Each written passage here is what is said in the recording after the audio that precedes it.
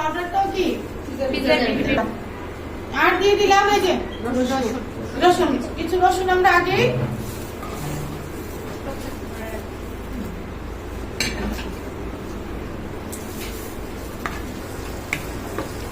কিছু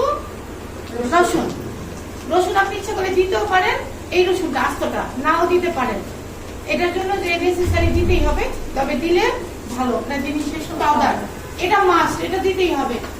রসুনের পাউডার হিসাবে কাজ করবে।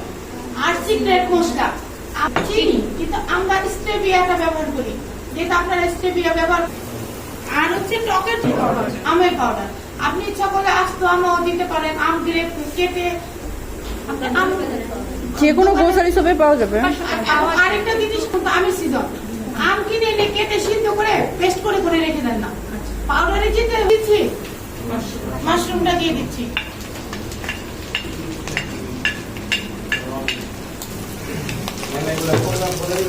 হ্যাঁ, পরিমাপটা করে দেবো আমি। 1 কেজি নিয়ে পরিমাপটা ওই যে ওইটার মধ্যে আবার লিখে দেবো। 1 কেজি তেলে 2-3 মিনিট তেল ভাজতে হবে।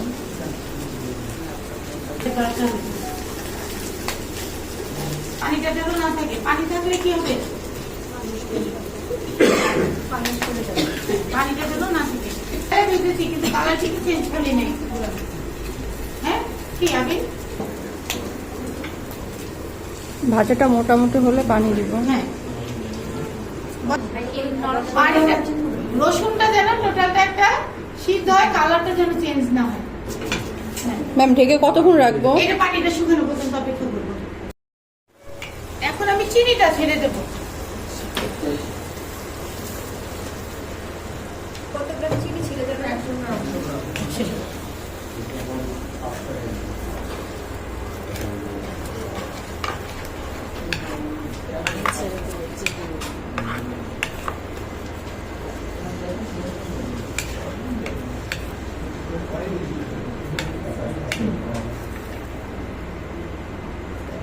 চিনিটা গলে যাওয়ার পরে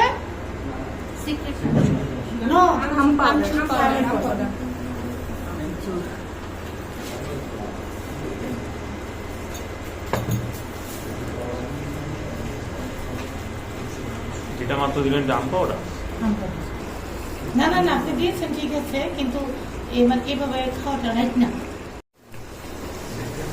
এখানে কিন্তু রসুনের পাউডারটা দেই নাই এখনো,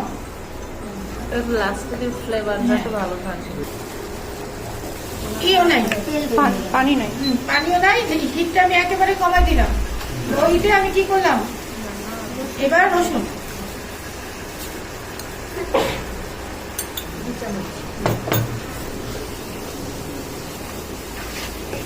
এটাই হচ্ছে আমার কি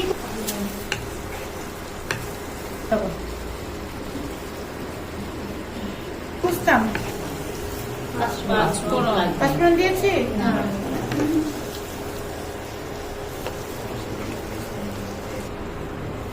তেল ডুবন্ত, কাঁচা মশলা সব সারাই